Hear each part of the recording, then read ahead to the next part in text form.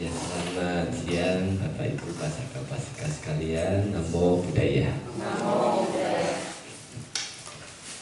Ya, setelah beberapa waktu lamanya tidak pernah ketemu dalam suasana Dhammasakaca, hari ini kita bertemu kembali dalam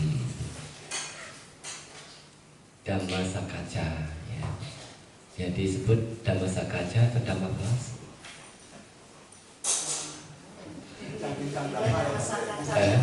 Dhammasakaca atau Dhamma kelas? Ya, jadi Dhammasakaca bincang-bincang Dhamma, diskusi Dhamma, karena bentuknya adalah diskusi, ya, tanya jawab, tidak hanya satu arah. Kalau yang tadi pagi Dhamma Desana, sekarang Dhamma Sakaca, yang artinya berdiskusi Dhamma. Nanti akan ada pertanyaan barangkali yang ingin ditanyakan berkenaan dengan yang disampaikan ataupun yang berkenaan dengan hal-hal yang lainnya. Untuk Dhamma Sakaca pada hari ini kita akan membahas mengenai hal-hal yang sepertinya mudah, ya, dan semua orang sudah mengetahui, bahkan sudah hafal. Tapi tidak ada buruknya kita mengulang lagi, mengulas lagi, karena kadang-kadang apa yang kita ketahui, ya, belum tentu sama dengan apa yang akan kita dengarkan, ya. Yaitu kita akan membahas mengenai Manggala, ya, Manggala Sutta.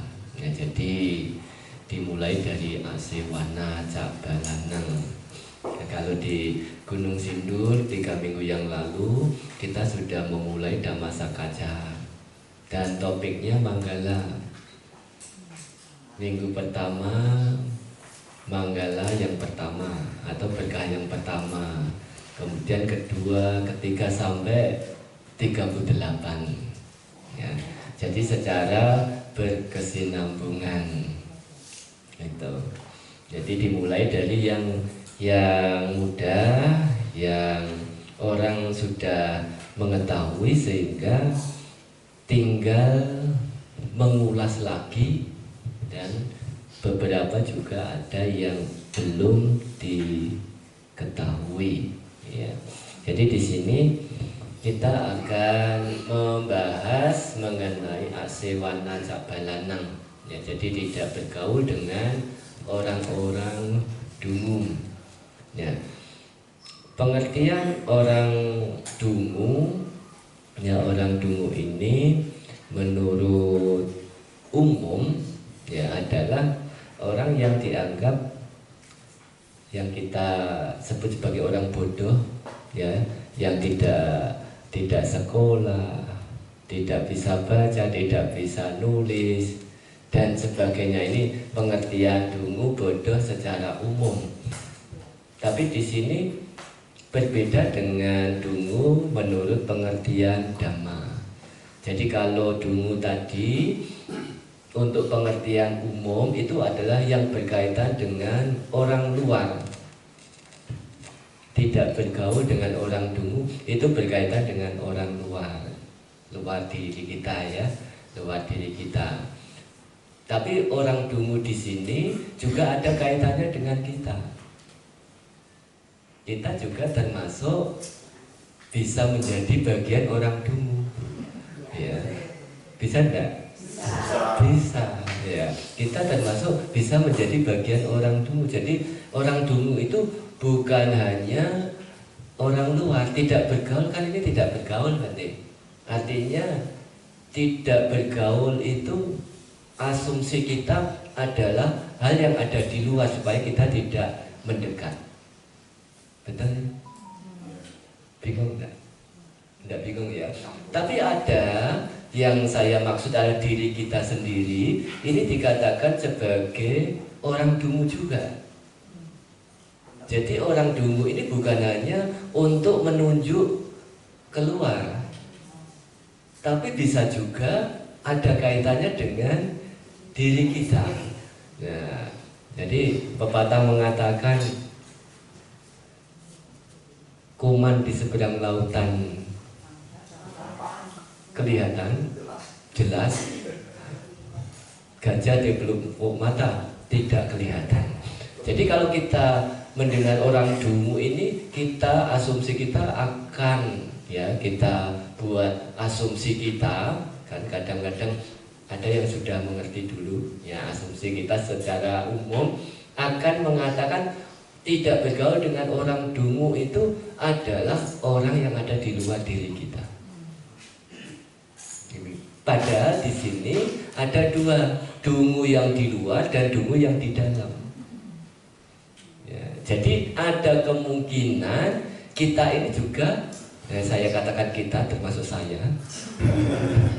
Ya, jadi bukan hanya Bapak Ibu saja ya, yang masih butuh jana itu juga bisa dikatakan sebagai orang dungu.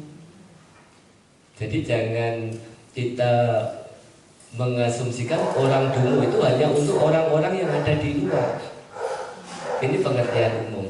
Jadi yang pertama kita mengetahui dungu itu. Nah, dungu itu yang bagaimana? Dungu, orang dungu itu adalah mereka yang memiliki kebiasaan, habit, berpikir buruk, berucap buruk, berbuat buruk. Nah, ini dikatakan sebagai orang dungu, ya. Tidak bisa membedakan mana yang baik, mana yang buruk. Tidak bisa membedakan mana yang harus dihindari, mana yang harus dilakukan. Jadi orang yang punya kebiasaan, habit, ya kebiasaan ini terus menerus, ya sering kali dilakukan itu, yaitu sering berpikir buruk, berucap buruk, berbuat buruk. Nah, ini dikatakan sebagai orang dungu. Ya, kalau kita berpikir buruk, kita juga termasuk orang dungu. Maka tadi dikatakan dungu itu bisa di luar, bisa juga di dalam. Kalau kita tadi sering mengatakan orang itu dungu, bodoh, balak, ya, itu menurut kita, karena kita tidak mengetahui dungu itu bisa terjadi terhadap di luar diri kita, tapi juga bisa terjadi di dalam, ya. Jadi pada saat kita sedang berpikir buruk, ya, apalagi sampai berucap buruk, kita di situ sudah masuk dalam kategori orang dungu, ya. Jadi bukan hanya semata-mata dungu itu untuk menunjuk orang lain.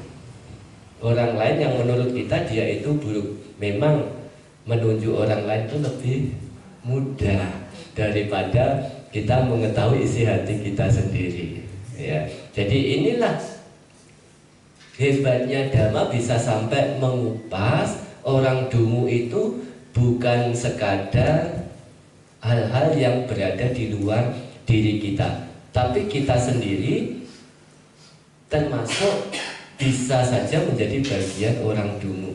Nah, bagaimana kita yang dinamakan bergaul itu? Ya, namanya bergaul, ya. Bergaul itu bagaimana? Pernah mendengar kata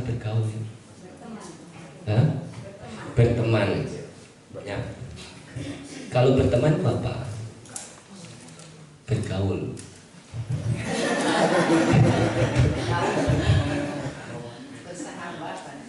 Iya. Jadi kita apa namanya tidak asing mendengar kata bergaul. Tapi ketika kita ditanya yang dimaksud bergaul itu yang bagaimana? Berteman. Yang dimaksud berteman, bergaul. Ya, bolak-balik begitu saja. Nah, di sini artinya kita masih apa namanya ngeblank. Ya, maaf saya katakan ngeblank karena kita tidak mengerti maksudnya bergaul itu bagaimana. Ya, bingung enggak? Iya. Bingung ya. Jadi yang dimaksud bergaul itu ya, satu perbuatan bersama-sama, makan bersama, tidur bersama, jalan-jalan kemana-mana bersama. Nah, kebersamaan ini itu dinamakan sebagai bagian dari bergaul. Kemudian menerima dia sebagai teman, menerima dia sebagai tamu, menerima dia sebagai sahabat. Nah, itu dikatakan sebagai bergaul. Dan memberi. Ketika kita memberi, ya memberi kepercayaan, kita bukan hanya memberi barang materi, tapi kita juga bisa memberi kepercayaan, memberi hadiah, memberi sesuatu kepada dia. Ini juga dikatakan sebagai bergaul. Jadi bergaul secara karakteristik itu ada 3 jenis: bersama, menerima, dan memberi.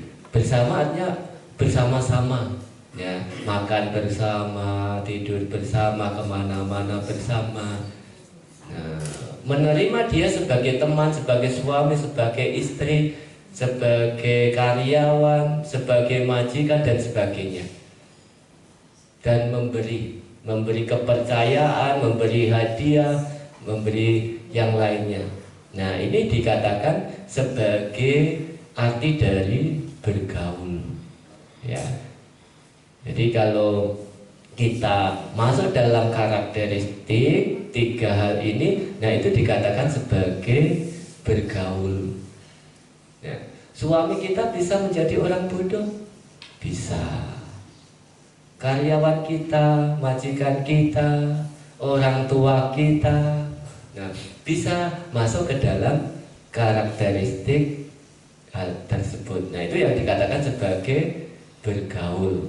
Ya, jadi untuk orang yang tadi dikatakan dungu adalah orang yang memiliki kebiasaan berpikir, berucap, berbuat buruk. Ya. Kalau mungkin berpikir buruk, kira-kira lebih berat berpikir atau berucap atau berbuat? Hah? Kita akan mengatakan berbuat, berucap itu lebih berat. Ya. Padahal ada salah satu ilustrasi bak air yang keluar itu warnanya merah. Dari mana datangnya warna merah itu? Tentu dari bak air itu. Kalau bak air itu warnanya tidak merah, air yang di situ, air yang di dalam bak itu tidak merah, yang keluar tentu tidak akan merah. Itu. Jadi kadang-kadang ada orang yang tidak memiliki kebiasaan berpikir buruk. Dia berucap buruk hanya karena ada kondisi. Ya, ada kondisi, sehingga kondisi yang demikian ini membuat secara spontan ucapannya maupun tindakannya tidak baik atau buruk. Tapi hanya pada saat itu.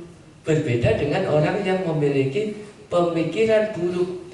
Pemikiran buruk ini seperti bom waktu. Jadi berucap, bertindak secara spontan itu jauh lebih ringan daripada orang yang punya kebiasaan berpikir buruk. Ya, berpikir buruk. Berpikir buruk ini secara kebiasaan ya, jadi menjadi habit, sering berpikir buruk, seperti Bante Dewadatta selalu berpikir buruk terhadap Sang Buddha. Jadi berusaha untuk mencari cara bagaimana bisa melenyapkan Sang Buddha. Nah, ini dikatakan sebagai bom waktu.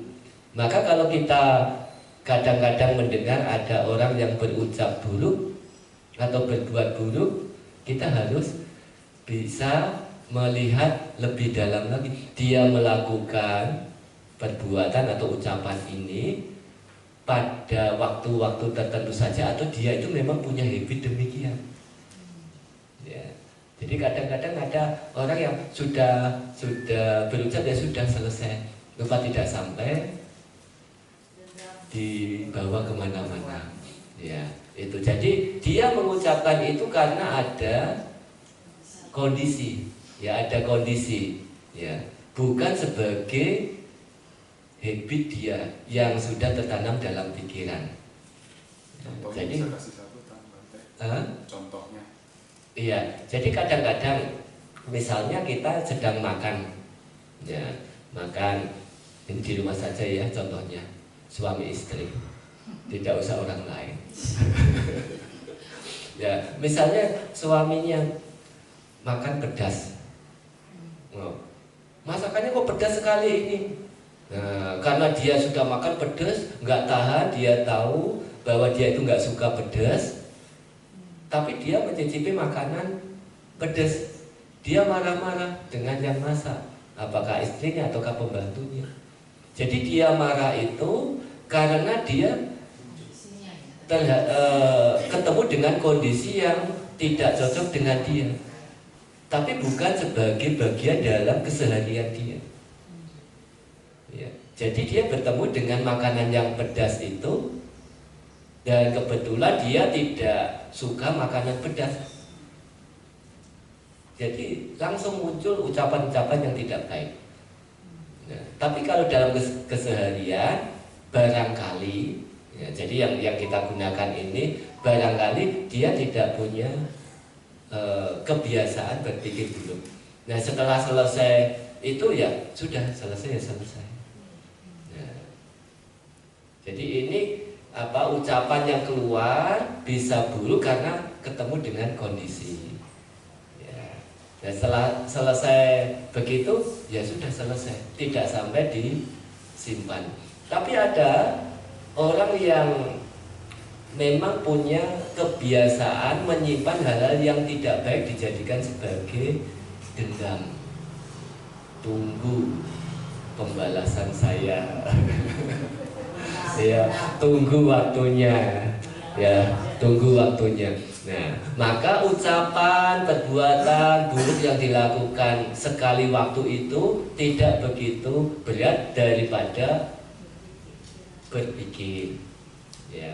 Jadi berpikir itu akan bisa terbawa kemana-mana. Jadi kalau ketemu dengan hal apa, dia selalu menyimpan hal yang tidak baik itu. Gitu. Jadi di sini yang dimaksud orang dungu ini adalah hal-hal yang demikian. Kadang-kadang kita bisa menjadi bagian dari orang dungu meskipun kita tidak menjadi orang dungu secara terus-menerus. Ya. Bisa dilihat sendiri ya. Iya, enggak usah ditanya, sudah bisa. Oh, saya sudah juga pernah menjadi bagian orang dungu. Itu.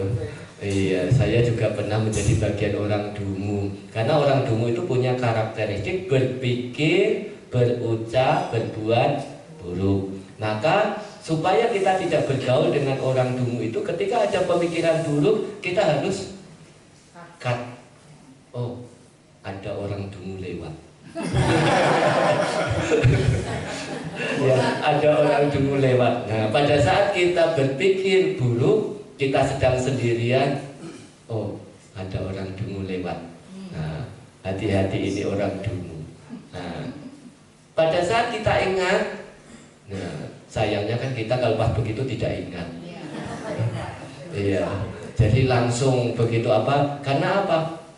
Kita tidak pernah waspada, sati kita tidak pernah menjaga orang dungu atau kedunguan yang dari dalam ini muncul, sehingga kita menjadi hal itu sebagai hal yang biasa. Berpikir buruk juga hal yang biasa ya, hingga akhirnya dari berpikir itu akan membuat menjadi berucap dan bertindak. Kalau yang berucap buruk tadi belum tentu dia pikirannya, misalnya dari luar pikirannya, oh saya mau marah gara-gara makanan. Dia belum punya pemikiran ke sana, tapi begitu dia mencicipi makanan, tahu rasanya pedas, akhirnya dia marah. Tapi sebelumnya dia tidak ada, tidak ada pemikiran ke sana. Itu selesai. Meskipun itu dikatakan sebagai dungu tidak baik, tapi itu juga bagian dari orang dungu yang harus apa tadi kita hindari. Jadi tidak bergaul tadi memiliki 3 ciri ya, bersama, menerima, dan memberi. Nah ini yang dimaksud. Kalau dengan kita bagaimana kita menerima benih? Kalau kita sedang berpikir buruk, berucap buruk, kita menerima tidak? Hah? Menerima enggak kira-kira? Kalau kita sedang berpikir buruk, diterima atau ditolak? Hah? Iya, diterima. Kita menerima, kita berpikir buruk itu kita menerima. Nanti saya akan ini. Itu kita menerima, ya. Dan memberi kepercayaan lagi ya, memberi kepercayaan sampai kita bersama-sama menyusun rencana dengan pikiran kita sendiri. Kalau pikiran buruk sedang muncul, ya kita bersama-sama, artinya kita bersama-sama dengan pikiran buruk itu. Menerima artinya kita membiarkan pikiran itu muncul. Memberi artinya kita memberi kepercayaan sampai kita mau diajak diskusi pikiran kita sendiri untuk merencanakan hal-hal yang buruk, sesuatu yang buruk itu. Jadi kita bisa bersama-sama, bisa menerima dan bisa memberi itu. Ini dengan diri kita, bukan dengan orang lain. Kalau dengan orang lain ya tidak usah dijelaskan, kita juga sudah tahu ya, sudah mengetahui. Tapi untuk mengetahui apakah orang lain itu pikirannya buruk, berpikir buruk atau tidak, kita tidak tahu. Yang kita ketahui adalah diri kita sendiri. Jadi pada saat muncul pikiran buruk, kita harus menjaganya, memberikan radar dengan apa? Cara memberikan radar sati, perhatian ya. Jadi sati ini perhatian yang mantap, yang baik, bisa mengevaluasi mana yang baik, mana yang tidak baik. Jadi sati ini hanya sebagai pemerhati, mendeteksi, kemudian yang bisa membedakan mana yang baik, mana yang tidak baik, mana yang perlu dilakukan, mana yang perlu dihindari. Nah ini sampajanya, panya. Jadi sati ini seperti radar. Misalnya di sini ada wifi, kita buka. Oh, ini masuk, wifi-nya masuk. Nah seperti itulah sati ini bisa mendeteksi hal-hal yang muncul. Ini bentuk agar mudah dipahami ya. Jadi saat ini sebagai radar, apapun yang kita pikirkan, yang akan kita ucapkan, yang akan kita lakukan, itu bisa terdeteksi di situ.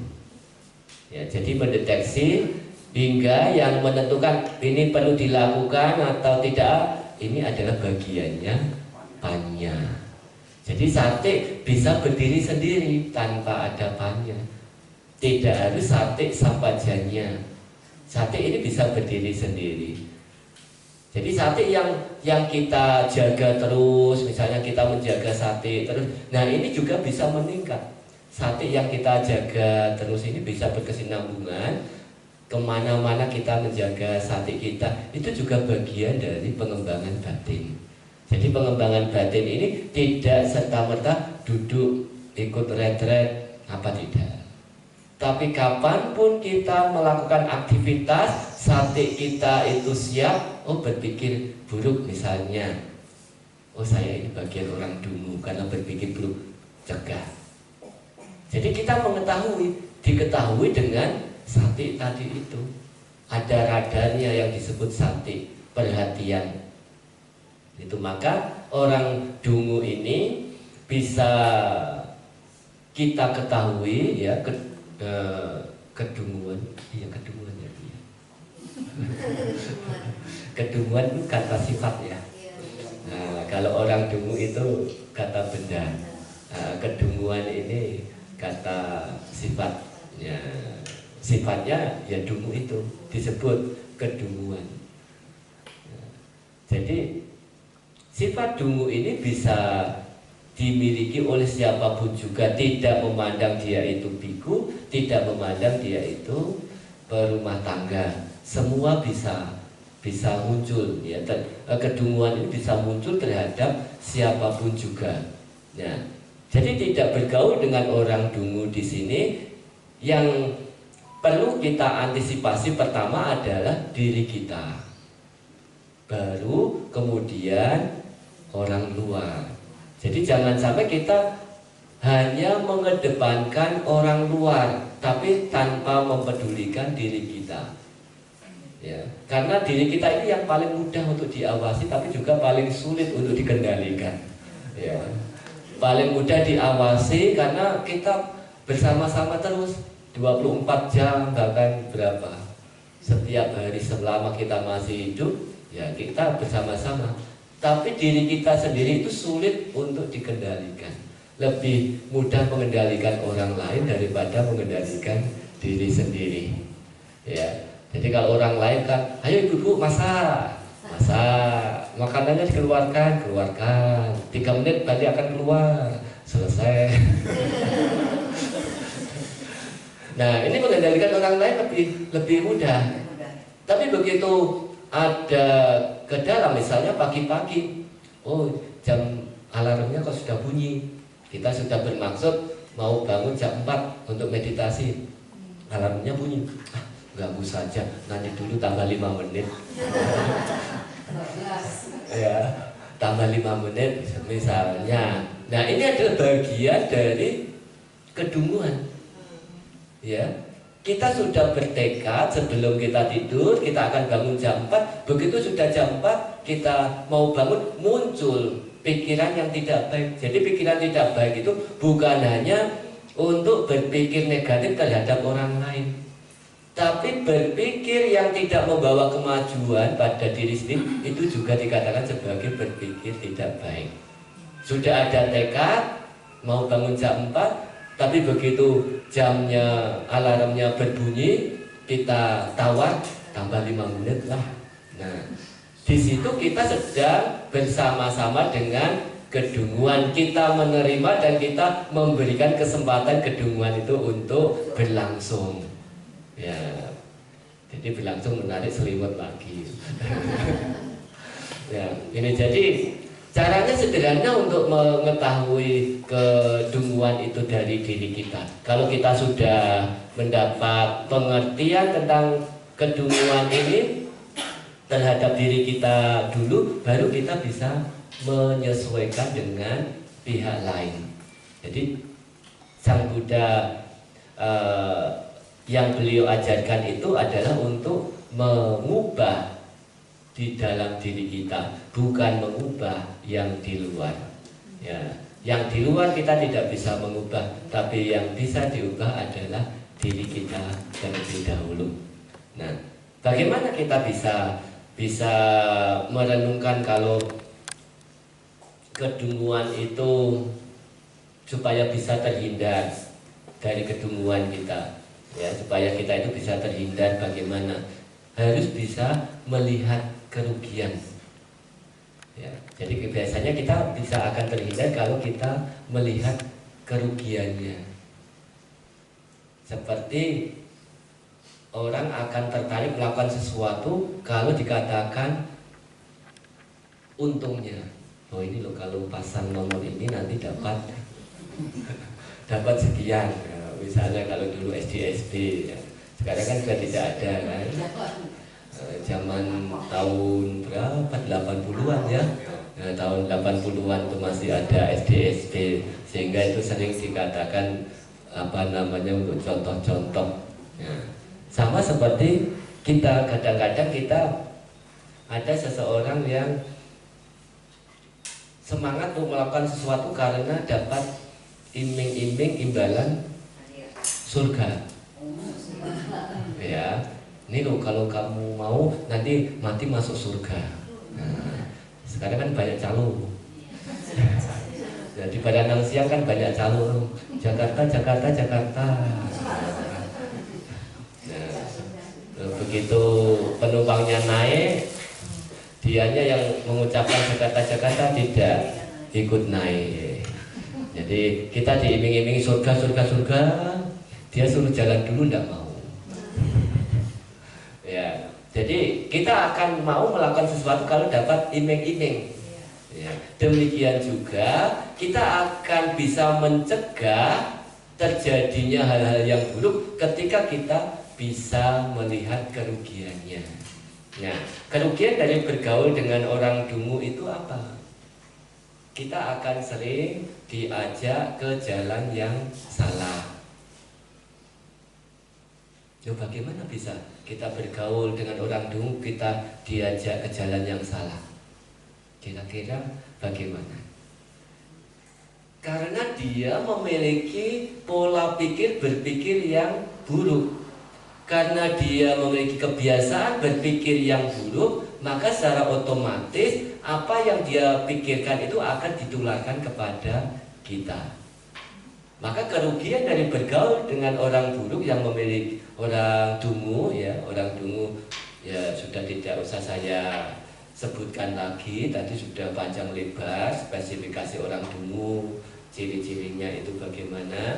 Nah, orang dungu memiliki kebiasaan berpikir negatif, berpikir buruk, maka secara otomatis kalau kita bergaul dengan dia, kita juga akan ketularan oleh dogma-dogma yang tidak baik.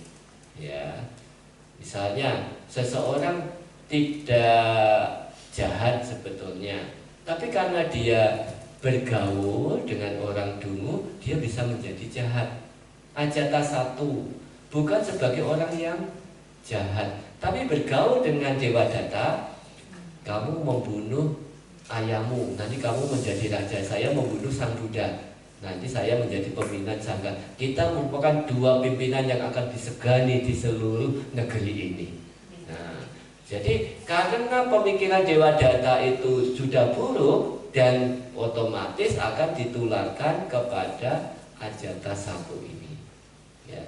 Jadi ini salah satu kerugian yang pertama kali akan didapat terhadap seseorang yang bergaul dengan orang dungu, akan ketularan memiliki pola pikir buruk itu. Ya. Yang kedua, terjadi musibah. Jadi kalau kita bergaul dengan orang dungu terjadi musibah yang mana pekerjaan yang dilakukan itu tidak akan selesai. Ya, jadi kalau kita sedang mengerjakan pekerjaan karena kita bergaul dengan orang dungu, ayo main ke sini. Nah, ini saya sedang mengerjakan ini. Oh, tinggalkan saja, itu nggak penting, ayo ini. Karena sudah terkontaminasi, maka dia dengan cepat meninggalkan pekerjaannya itu.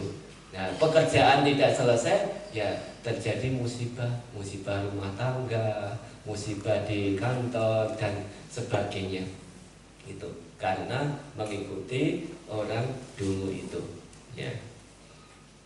Dilihat orang lain sebagai orang jahat, tidak mendapatkan kepercayaan.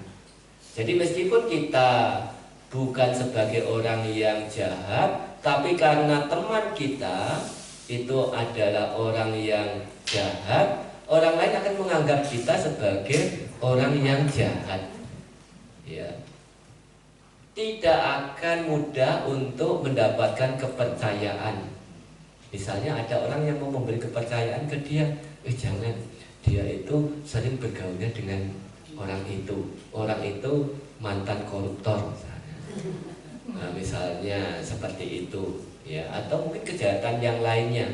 Jadi orang lain yang akan memberikan kepercayaan ke dia tidak akan mudah memberikan kepercayaan dan akan melihat dia itu sebagai orang yang jahat, meskipun dia sesungguhnya bukan sebagai orang yang jahat, tapi karena bergaul, berteman dengan orang yang jahat itu, dia bisa terkena dampaknya, dilihat oleh masyarakat menjadi orang yang jahat. Ya. Apa yang harus kerugian yang selanjutnya yaitu tertekan mental karena orang dungu. Jadi orang dungu itu kalau diajak bicara baik-baik, dia akan marah. Ya, ada orang yang diajak ngomong baik-baik, kemudian dia marah, sewot. Iya, apa sewot itu? Jengkel, kesal. Iya. Jadi orang dungu itu diajak bicara baik-baik ya dia cepat sekali marah. Tidak bisa bicara baik-baik. Jadi itu bagian dari orang yang dungu. Kita kalau sedang bicara dengan orang yang diajak bicara sebentar langsung marah itu bagaimana? Tertekan mental kita jadi tertekan. Ini bicara baik-baik kok belum apa-apa sudah marah. Nah, mental kita jadi tertekan, ya. Jadi tertekan karena kita bergaul dengan orang seperti itu. Jadi orang yang dungu tadi itu bisa memiliki kecenderungan diajak bicara baik-baik dia juga marah. Cepat sekali dia emosi, marah. Maka kalau sudah begitu, orang yang bergaul dengan dia kena mentalnya. Ya, mentalnya jadi terkena, tidak bisa menerima. Nah, tidak bisa menerima tapi tidak bisa menolak, dipendam, ya, gregetan gitu. Jadi kan dipendam terus gitu. Karena mau marah dia nggak mungkin menang dengan dia, nah, maka ya dipendam. Nah, akhirnya ya itu bisa sakit mental. Itu, ya. Jadi ini kerugiannya.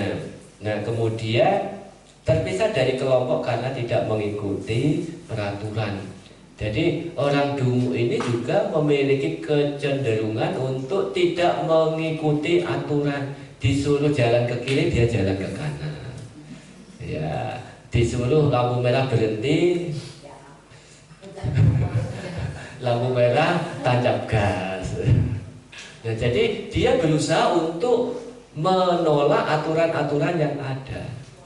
Tidak mudah untuk mengikuti aturan-aturan yang diberlakukan. Maka orang yang bergaul dekat dengan orang seperti ini, dia akan bisa dikeluarkan dari kelompok, ya, karena dia tidak mau mengikuti aturan-aturan yang berlaku, ya, itu di dalam satu kelompok atau di kantor, karena dia tidak tahan, ya, dia tidak mengikuti aturan, ya dia dikeluarkan. Itu kerugiannya. Bermacam-macam bahaya akan datang. Jadi bahaya dari orang dungu bisa datang banyak sekali.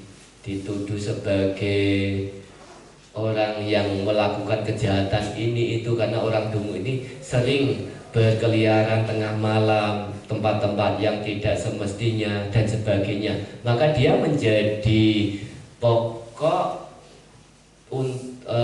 tertuduh, ya. Jadi ada tuduhan-tuduhan yang tidak baik, dia bisa kena gitu. Dan ketika meninggal akan terlahir di alam dugati. Jadi kenapa bisa di alam dugati? Karena orang dungu ini yang tadi sudah memberikan konsep-konsep negatif, pikiran-pikiran negatif, pikiran-pikiran buruk, karena itu sudah jadi kebiasaan, seseorang yang meninggal dalam pikiran buruk, dengan pikiran buruk, dia akan terlahir di alam dugati. Beda dengan mereka yang berpikiran baik, ya. Itu. Jadi detik-detik kematian seseorang itu menentukan kemana dia akan terlahir.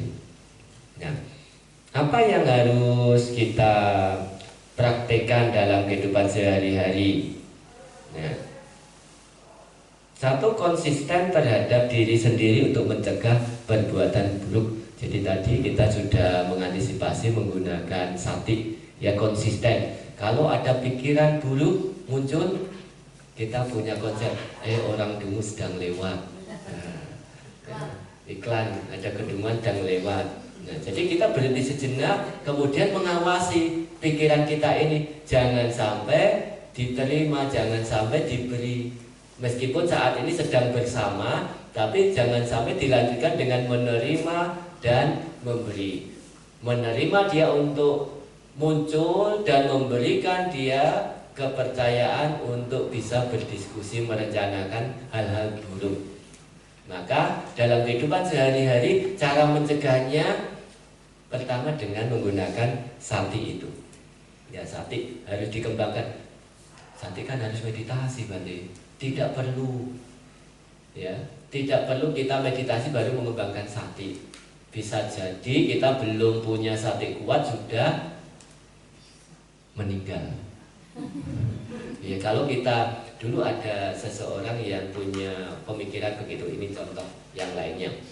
Berarti saya tidak akan ke wihara sebelum saya kaya. Oh, sampai begitunya. Ya, saya tidak akan ke wihara sebelum saya kaya. Ternyata sampai sekarang belum kaya-kaya. Malah sakit-sakitan. Sakit-sakitan. Dan sudah kembali ke wihara, sudah mau ke wihara. Tadinya dia punya tekad begitu, saya tidak akan ke wihara sebelum menjadi orang kaya. Gitu. Jadi sama dengan seperti ini, saya tidak akan mengembangkan sati untuk mengawasi keseharian sebelum saya tidak akan mengembangkan sati ini sebelum saya meditasi saya berhasil. Nah, belum tentu kita meditasi sampai bisa begitu, kita masih hidup. Ya. Jadi sati ini bisa dilakukan setiap saat, pada saat kita melakukan aktivitas apapun juga, yaitu tahu apa yang sedang kita pikirkan, tahu apa yang sedang kita ucapkan, tahu apa yang sedang kita lakukan, tahu apa yang akan kita lakukan, ya, apa yang akan kita lakukan, yang sedang kita lakukan, yang telah dilakukan kita tahu, baik secara pikiran, ucapan, dan perbuatan. Nah, ini adalah melatih sati. Kalau tidak bisa secara kontinu bagaimana? Ya, berkelanjutan. Pada saat kita ingat, misalnya sekarang pemikiran buruk muncul, kita tidak ingat. Sudah berjalan 1 menit, kemudian kita, oh ini kan kedunguan muncul, saya nggak boleh bersama-sama dengan dia. Yang kita katakan pemikiran buruk itu seperti orang lain, dia. Nah, ini adalah sati. Kita langsung bisa menangkap dan mencegahnya, tidak sampai berkelanjutan. Nah, ini kalau dilatih terus menerus, sati kita akan menjadi kuat. Jadi jangan melatih sati hanya ketika kita sedang duduk meditasi. Kita duduk sendirian juga sati. Kita sedang ngantuk, sati. Loh, betul. Cara melatih sati yang paling bagus itu ketika kita ngantuk. Jadi kalau sudah ngantuk, jangan merasa kok saya ngantuk, ya ngopi dulu. Ya, jadi ada orang yang sampai menahan kantuknya demikian hebat, itu ada perjuangan untuk mempertahankan sati. Itu. Jadi kalau sudah ngantuk, jangan merasa kita menyalahkan diri sendiri, berjuang. Kecuali kalau sudah ngantuk langsung ikuti terus. Nah, pada saat kita mengetahui kita langsung itu sadar kita itu ngantuk. Jadi bagaimana cara kita mengatasinya? Kadang kita membuka mata, macam-macam. Nah ini bagian dari menjaga sati, perhatian kita itu. Ya, jadi perhatian sati itu bisa kita jaga, bisa kita latih dengan berbagai macam cara. Intinya kita bisa tetap sadar, eling, lan waspodo. Nah, tahu ya? Bukan waspodo ya. Ya, kewaspadaan. Jadi sadar dan waspada. Itu meskipun masih begini-begini belum bisa terus, tapi ini adalah bagian dari pelatihan. Jadi bukan hanya ketika kita duduk meditasi. Nah itu bisa untuk mencegah perbuatan buruk. Nah, yang kedua, jangan sampai berpikiran buruk. Ya, kesalahan masa lalu yang dilakukan oleh diri sendiri maupun orang lain hendaknya digunakan sebagai pelajaran agar tidak terulang lagi. Ya, jadi apa yang sudah berlalu jangan sampai terlalu dilekati. Ya, tapi gunakan apa yang terjadi pada masa lalu terhadap diri sendiri dan orang lain itu digunakan sebagai pelajaran bagi kita. Ya, itu. Jadi bingung nggak kira-kira? Jangan dilekati tapi digunakan untuk pelajaran. Jangan dilekati. Jangan diingat kok saya melakukan ini. Nah itu namanya kita melekati tanpa ada hal yang bisa kita ambil sebagai pelajaran. Jadi apa yang terjadi pada masa lalu terhadap diri kita, terhadap orang lain, kita jadikan itu, kalau misalnya ini bicara dengan hal yang tidak baik, ya hal yang tidak baik, kita gunakan itu sebagai pelajaran. Nah kalau gitu saya tidak boleh melakukan seperti itu lagi. Tapi jangan sampai kita melekatinya ke kehidupan yang lalu itu. Hal itu bisa kita gunakan sebagai relaksasi kita. Jangan sampai kita mengulangi perbuatan itu. Ya. Yang ketiga, bertekad mempraktekkan berdana, menjaga sila dan cita bawana. Nah ini yang seringkali dilakukan. Ya, jadi tiga hal perbuatan baik ini, dana, sila, bawana adalah sebagai satu langkah yang bisa kita kembangkan. Nah, berdana, kadang kita asumsi kita, kalau sudah berdana urusannya finansial, materi, ya. Memberi pasti urusannya materi. Kalau saya bicara berdana, ibu pasti bicaranya, ingatannya pasti ke materi. Padahal berdana itu bukan hanya sekadar materi. Kita punya waktu 1 hari 24 jam. Coba kalau ada orang sedang curhat, didengarkan orang curhat. Para biku itu sering mendapatkan curhatan dari orang. Yang namanya curhat itu tidak baik, ya. Jadi ada masalah-masalah. Kalau sedang happy-happy, nggak ada yang curhat. Ya. Kalau sedang happy, nggak pernah curhat. Tapi kalau tidak happy atau ada masalah, pasti curhat. Itu macam-macam, soal anaknya, soal perusahaan, soal keluarga, soal dirinya sendiri dan sebagainya. Jadi kita mendengarkan orang yang sedang curhat, mengeluarkan isi hatinya itu, memberi waktu untuk mendengarkan. Setelah selesai, plong nggak kira-kira? Plong, senang. Orang yang tadi mungkin curhatnya bisa 1 jam, tapi kita hanya mendengarkan begitu saja. Setelah selesai, plong. Meskipun kita tidak mengatakan apa-apa, senang. Dia sudah senang. Nah ini kita sudah berdana, memberikan waktu kita untuk mendengarkan curhatan dia itu. Nah kemudian yang kedua, kita bisa memberi dalam bentuk ucapan penyemangat. Ya, jadi setelah dia curhat sekian lama, kita mengeluarkan satu kalimat saja, sabar ya, semangat, kamu pasti bisa. Seneng nggak kira-kira? Seneng ya, apalagi yang mengucapkan itu Bante. Iya, ya kan, kalau Bante mengucapkan begitu dianggap sebagai jimat. Iya, jadi senang membuat orang lain senang berdana dengan memberikan kata penyemangat meskipun hanya 1-2 kata.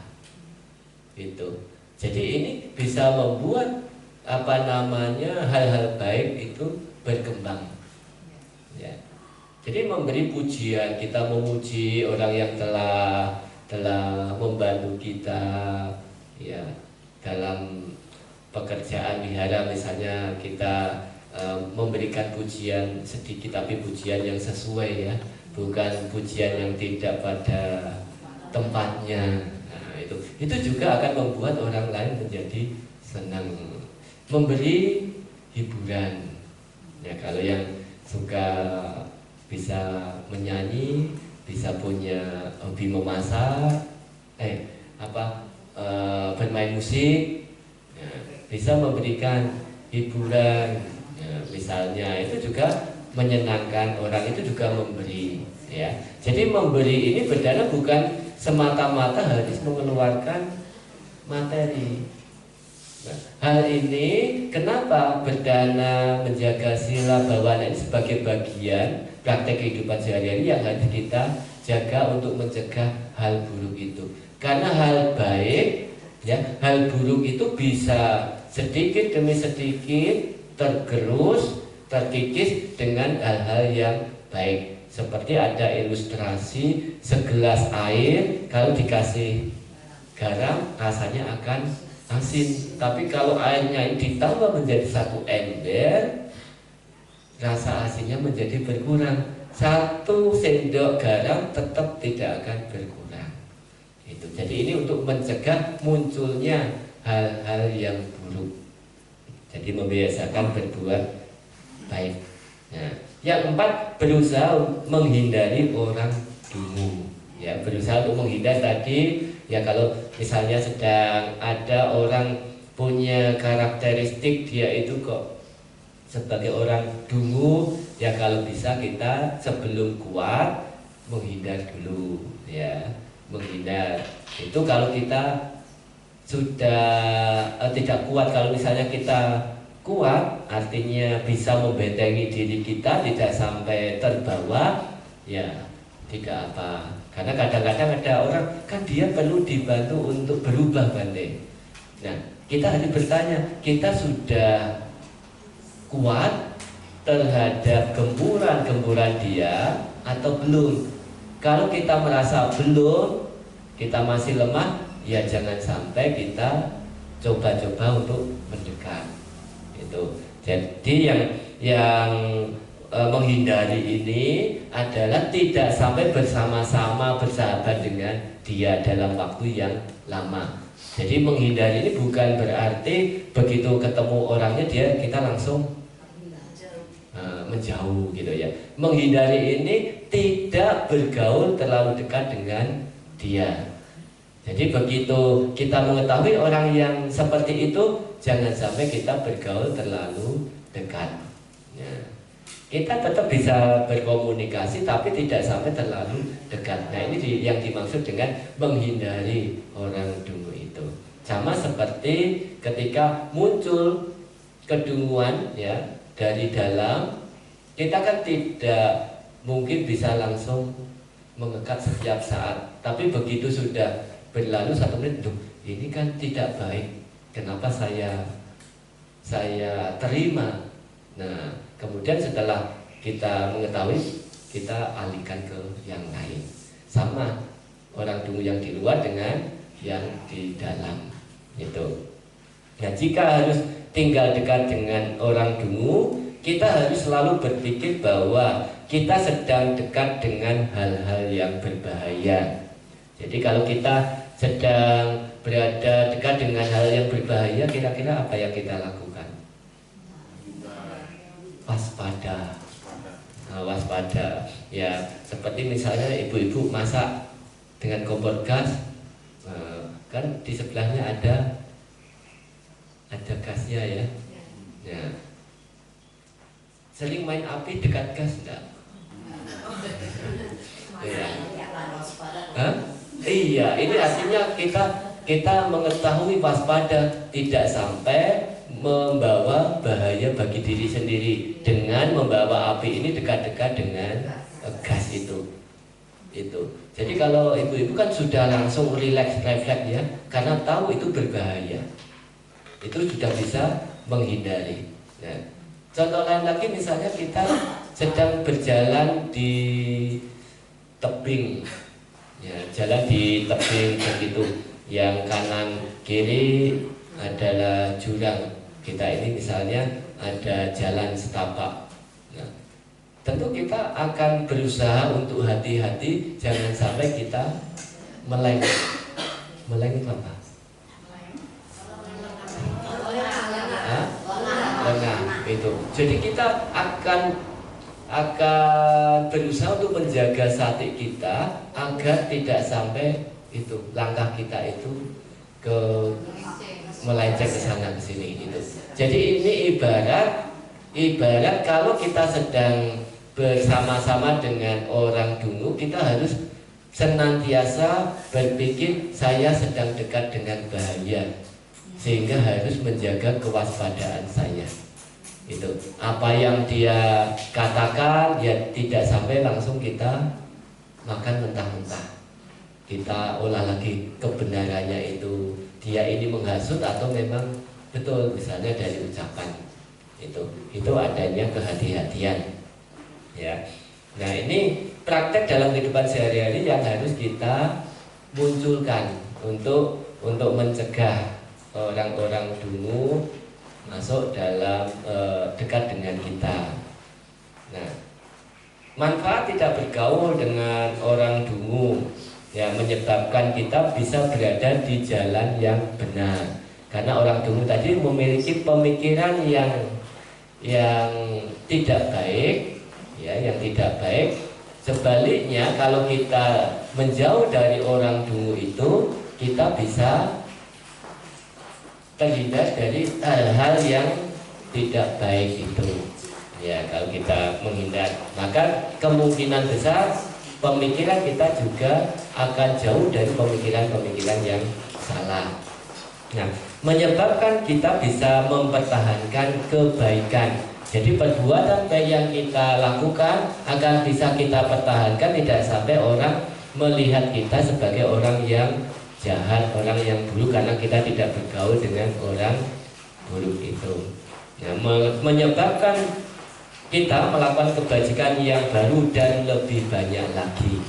Jadi kalau bergaul dengan orang dungu itu, orang dungu akan berusaha untuk mencegah kita berbuat baik. Sehingga kalau kita tidak bergaul dengan orang dungu, kita akan bisa melakukan kebaikan yang lebih banyak lagi. Jadi kalau ibu-ibu hari ini ke wihara, kan langsung didorong, ayo ikut Dhamma kelas, Dhamma Sakaca. Tapi kalau tidak di sini, misalnya habis makan siang di luar, oh kita mau jalan-jalan ke mall, misalnya. Ya, jadi ini misalnya, ya kan bisa saja begitu. Ya, mencegah agar tidak dirugikan oleh orang dungu. Jadi kalau kita tidak bergaul dengan orang dungu, tidak ada kerugian yang ditimbulkan oleh orang dungu itu. Ya, menyebabkan kita tidak disalahkan atau dituduh. Jadi tidak ada fitnah, tidak akan disalahkan, tidak akan dituduh oleh orang lain karena kita tidak bergaul dengan mereka. Menyebabkan kita tidak dipandang negatif dan mendapatkan kepercayaan dari masyarakat umum. Jadi kepercayaan dari masyarakat itu kadang dilihat dari dengan siapa dia bergaul. Jadi bukan kitanya yang dilihat dulu. Sama seperti kita, kalau kita mau mencari tahu dia ini seperti apa, bagaimana, jangan mencari karakter dia dulu, tapi carilah dengan siapa dia bergaul. Ya, jadi kalau kita mau mencari seseorang untuk kepercayaan atau bagaimana itu, carilah temannya, dengan siapa dia itu bergaul. Itu. Jadi tidak melihat dianya dulu, tapi dengan siapa dia bergaul. Sama dengan kita. Kalau kita tidak bergaul dengan orang buruk, masyarakat akan melihat kita sebagai orang yang baik. Ya. Menyebabkan kemajuan dan mampu mengatur diri dengan cepat. Jadi kalau kita tidak bergaul dengan orang dungu, kita akan bisa lebih cepat dalam mengembangkan hal-hal yang maju sesuai dengan tugas kita, kondisi kita, posisi kita, apakah sebagai pedagang, apakah sebagai berumah tangga, apakah sebagai karyawan dan sebagainya. Kita bisa menyesuaikannya, ya. Menyebabkan kebahagiaan diri sendiri, keluarga dan negara. Dan sudah tentu orang yang berbuat baik, ya, tidak bergaul dengan orang dungu, dirinya sendiri juga akan mendapatkan manfaat, keluarganya juga akan mendapat manfaat, dan membantu negara kita mendapatkan manfaat, ya. Memutus hubungan dengan hal yang merugikan. Jadi kerugian-kerugian yang ditimbulkan dari tindakan yang salah tidak akan terjadi karena tidak ada yang memprovokasi, ya. Dari provokator itu, ya, tapi provokatornya sekarang tidak ada di luar, provokatornya sekarang ada di sini. Nah, sekarang kan di rumah juga bisa mendapatkan ini. Nah, jadi orang dungu itu tidak bisa kita lihat dari luar. Tidak ada karakteristik khusus. Oh, orang dungu yang pakaiannya seperti ini, pakaiannya seperti itu, tidak bisa. Orang dungu itu yang punya rambut panjang, nah, yang rambutnya pendek tidak, misalnya, tidak juga, ya. Orang dungu itu yang bentuk tubuhnya seperti ini tidak juga. Jadi tidak ada karakteristik secara spesifik untuk melihat orang dungu dari luarnya itu, ya. Jadi perlu kita melihatnya dari dekat, dari ciri-ciri kebiasaan sehari-hari yang dimulai dari dalam diri kita. Nah, kalau kita sudah mengetahui kedunguan yang di dalam diri kita ini, kemudian kita bisa melihat yang di luar diri kita, ya. Madua manyati balo yawa papang nak pacati, ya dacak pacati papang atak balo tukang nikajati. Nah, orang dungu berpikir keburukan seperti madu tatkala perbuatan buruk belum berakibat. Namun ketika perbuatan buruk telah berakibat, orang dungu akan merasakan penderitaan. Maka sama seperti kita, ya, kita bicara orang dungu ini bukan untuk melihat orang luar, tapi diri kita sendiri. Kita akan berpikir hal-hal buruk, pikiran-pikiran buruk itu menyenangkan, ya, seperti madu tatkala belum berakibat, ya. Perbuatan buruk itu, pikiran buruk itu berakibat. Kalau sudah berakibat, maka kita akan menderita, ya, kita akan merasakan penderitaan. Nah, ini yang dapat saya sampaikan untuk mengawali Dhamma Sakaca pada siang hari ini, dan selanjutnya saya persilakan untuk tanya jawab.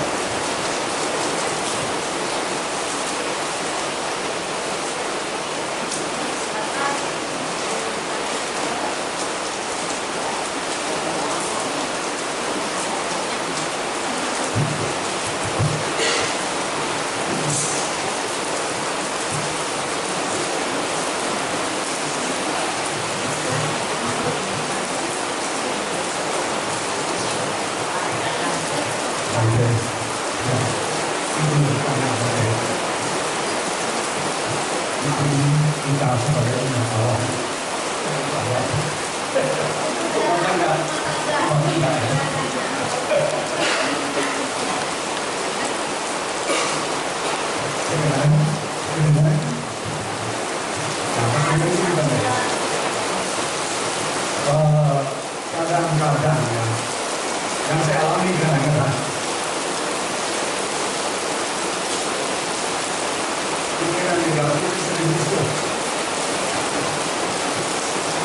Tapi kadang-kadang saat itu yang antena atau wifi tadi nggak kok aktif. Kalau udah aktif kadang-kadang bobot dari orang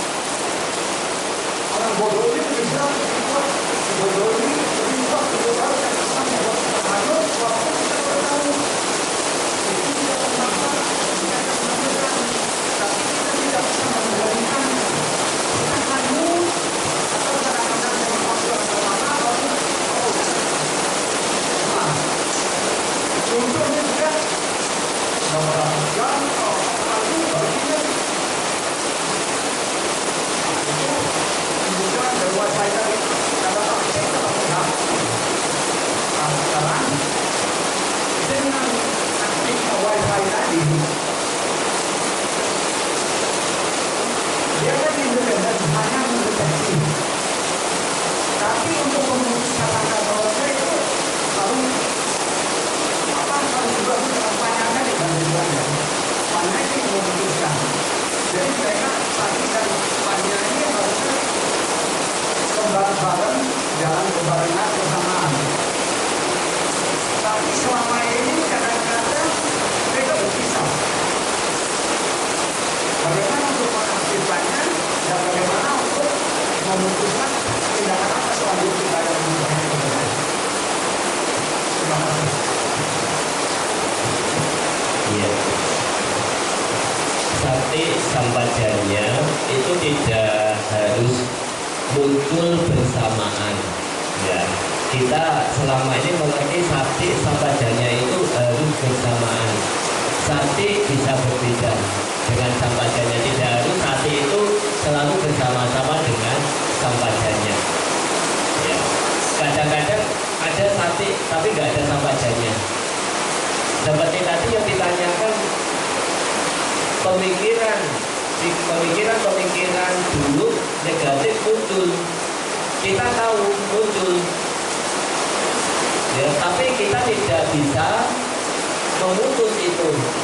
Kita tahu, nah, mengetahui ini disebut sati, tapi kita tidak bisa memutus karena di situ sampajanya tidak ada. Nah, inilah contoh bahwa sati itu bisa muncul sendiri tanpa ada sampajanya. Gitu. Jadi kan ada istilah saya ikutin rasa coklat.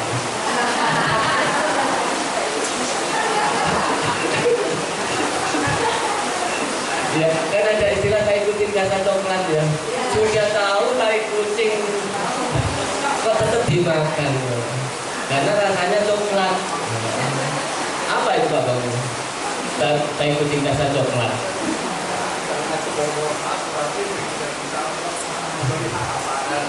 Oh, ini masa muda. Iya, tai kucing rasa coklat nih apa namanya, pengalaman masa muda. Jadi itu contoh-contoh ya, contoh saja. Jadi ketika pemikiran buruk muncul, nah belum tentu pada saat itu juga sati kita itu bisa menangkap karena kita belum terbiasa, belum begitu mahir dalam melatih. Kadang-kadang 1 menit, 1 jam baru bisa mengetahui setelah ucapan, tindakan itu terjadi. Maka ketika baru pemikiran saja, ya pemikiran saja, belum sampai tindakan, belum sampai ucapan, nah kita bisa berusaha untuk mengembangkan satinya. Nah, cara mengembangkan bagaimana? Kalau sekarang 1 jam baru bisa menyadari, harus bisa dijaga lagi. Nanti mungkin setengah jam kita baru bisa menyadari, sudah bisa menyadari. Kemudian berikutnya bisa lebih sedikit. Jadi yang pertama kali mungkin tidak sesuai dengan ekspektasi kita. Kadang-kadang kan kita menyesal, kok sudah sampai berlalu begini, Maka tadi yang dikatakan jangan menyesali apa? Masa lalu. Ya, praktek keseharian tadi loh. Jangan menyesali apa yang telah berlalu, tapi gunakan masa lalu itu yang terjadi terhadap diri kita maupun orang lain sebagai pelajaran. Jadi kalau tadi itu 1 jam baru tahu, saya nggak boleh lengah lagi. Nah itu, ini praktek keseharian. Gitu. Kalau radar wifi-nya tidak begitu peka, maka ini harus ditingkatkan lagi tadi itu. Apa yang sudah lewat tadi itu jangan sampai diratapi terlalu mendalam, dilekati terlalu mendalam, tapi gunakan itu sebagai pelajaran agar kedepannya itu tidak sampai larut seperti itu lagi. Begitu.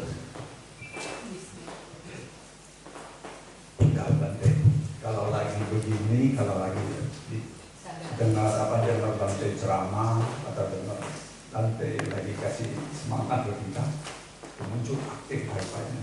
Lagi Bante kita jalan di jalanan itu hilang wifi-nya, padahal itu nggak aktif.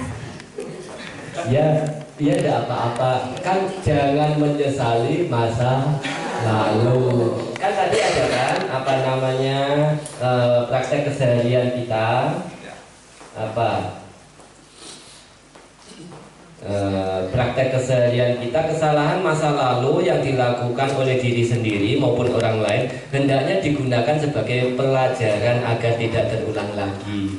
Jadi jangan meratapi masa lalu. Nah, masa lalu sudah berlalu, tidak bisa ditarik kembali, tapi bisa kita gunakan untuk pelajaran.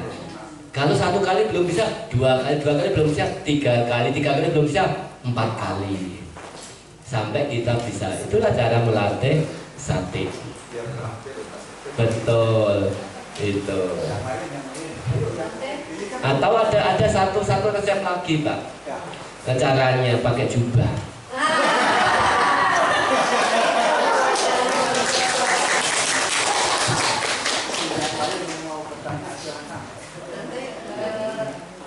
Tadi menyambung pertanyaan Pak Bong Bante. Mungkin ini setelah Pak Bong bertanya, Bante menjawab. Kemudian ini kalau tidak salah ya Bante ya, saya hanya menambahkan, jangan mengenang masa lalu dengan apa yang berkesan. Misalkan seperti Pak Bong, wifi-nya sering error gitu ya Bante ya. Maaf ya Pak Bong. Jadi pada saat kesan beliau itu kepada seseorang itu, misalkan dari lagu, jangan diputar lagu-lagu itu lagi sehingga dia kesannya itu dia menarik hal-hal yang masa lalu dia teringat sama si, maaf kita terus terang aja ya Pak Bong, istrinya ya, mantan pacar, nah, itu seperti itu. Nah itu saya sering katakan kepada Pak Bong jangan setel itu lagu. Jadi pada saat dia menyetel lagu itu dia mengenang, jadi teringat dia, menghayal terus sehingga kemelekatan itu sehingga mengikat dirinya. Nah itu yang menjadi wifi-nya error terus tuh Bante, sinyalnya itu jelek terus Bante. Nah itu bagaimana menurut Bante? Terima kasih Bante. Ya, kita diajarkan bukan untuk menghindar, tapi untuk mengerti. Jadi kalau menghindar itu bukan sebagai satu masalah, satu solusi. Jangan pernah menghindari masalah, tapi jangan membuat masalah.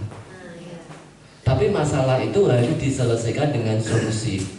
Kalau Pak Bong misalnya tadi yang disampaikan Bu Nani, dengan musik ini kok bisa mengingatkan masa lalu, putar terus musik itu sampai bosan. Iya, putar terus sampai bosan. Ingat itu juga tidak akan kekal. Ya, setelah dia bosan, dia akan berhenti sendiri. Begitu kita menghindari, kita mendengar sedikit saja akan muncul. Jadi kalau misalnya kita sudah tidak mau makan, makan terus saja sekenyangnya. Sampai kenyang. Betul. Dan itu langsung mengalami sendiri. Oh ternyata ini lagu itu kan hanya seperti ini saja. Memang dulu saya pernah bermesraan dengan lagu ini.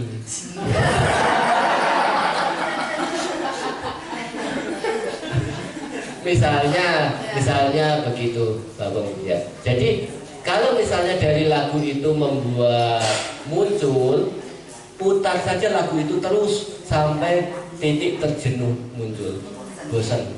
Nah, nanti akan setelah muncul akan kembali turun. Ini cara penyelesaian Buddhis. Jadi tidak untuk dihindari. Beda dengan orang dungu loh ya. Kalau orang dungu harus dihindari.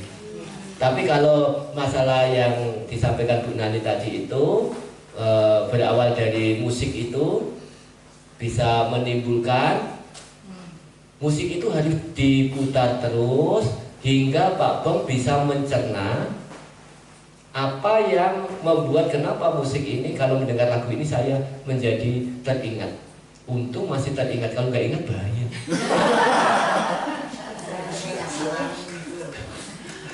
Ya kalau nggak ingat kan bahaya. Iya bahaya itu. Error. Iya untung masih ingat loh. Itu. Jadi harus dihitung. Jangan sekali-sekali kita menyadarkan orang yang seperti itu dengan rasa kasihan. Karena begitu kita merasa mengatakan kasihan, contoh misalnya ada anak yang menangis, biasanya kita akan melerai anak yang menangis itu dengan apa? Udah ya, diam nggak apa-apa. Ini anak itu akan semakin keras nangisnya. Itu bukan cara penyelesaiannya. Bagaimana cara mengatasi anak yang menangis itu? Ajak ngobrol saja. Ajak ngobrol kesukaan dia, kemudian diputar kemana-mana. Tapi jangan sekali-sekali kita memberi kasihan kepada dia. Begitu kita memberi perhatian kasihan kepada dia, dia akan melambung naik. Nangisnya akan menjadi kencang. Nanti bisa dicoba yang punya anak. Ya, sama dengan Pak Bong, ya. Jangan kalau misalnya dari lagu itu memunculkan kesan begitu, putar terus hingga lagu itu membuat Pak Bong bosan. Karena bukan lagu itu yang membuat apa? Keterikatan itu, yang membuat keterikatan ingatan dari kita sendiri. Nah, jadi kita harus mengubah mindset kita. Nah, ketika kita mendengarkan itu, di situ kita akan muncul pannya. Kenapa musik ini, lagu ini bisa membuat saya sampai segini? Nah, jadi cara mengatasinya dari mana? Bawa namanya pannya. Ya. Kalau tidak ampuh, Gunung Sindur pakai juga.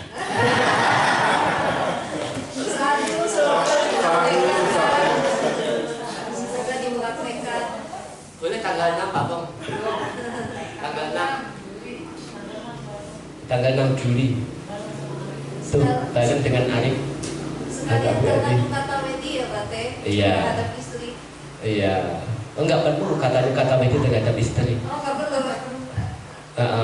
Pak Bong jadi sama Nera dulu.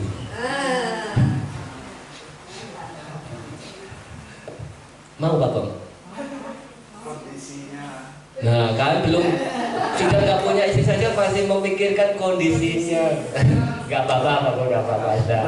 Ini bercanda saja kok. Ya. Tapi kalau nanti muncul bisa tanggal 6 bersama-sama. 6 Juli. Iya. Berapa lama Pak? Semaunya. Namanya Raiden Pak. Iya, mau 2 minggu boleh, mau 1 bulan boleh, 3 bulan boleh, seumur hidup terima kasih. Semoga Pak Bong dapat. Jadi tanggal 6 Juli nanti ini apa namanya ada pentasbisan Samanera ya. Karena kalau untuk Upasampada Biku kita harus memasukkan ke SK Sangga dulu. Ya. Ya, jadi ini ada kebetulan ada yang mau ikut ke ITC juga dengan menjadi samanera, ya sudah kita fasilitasi. Ada 4 orang Pak Bung. Nah, sudah yang daftar sudah 4 orang. Nah, 5 dengan Pak Bung. 2 minggu Pak Bung. Ayo yang lain nonton anak. Ya.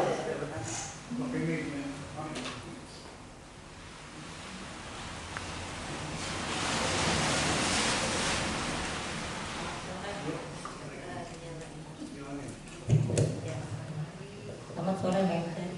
Kalau yang tadi diuraikan sakti itu, terus kalau misalnya dihubungkan dengan sadar setiap saat, sama nggak ya? Iya. Sakti adalah bahasa Pali. Sadar adalah bahasa Indonesia. Jadi orang yang tidak sadar dia tidak akan bisa mengetahui. Iya.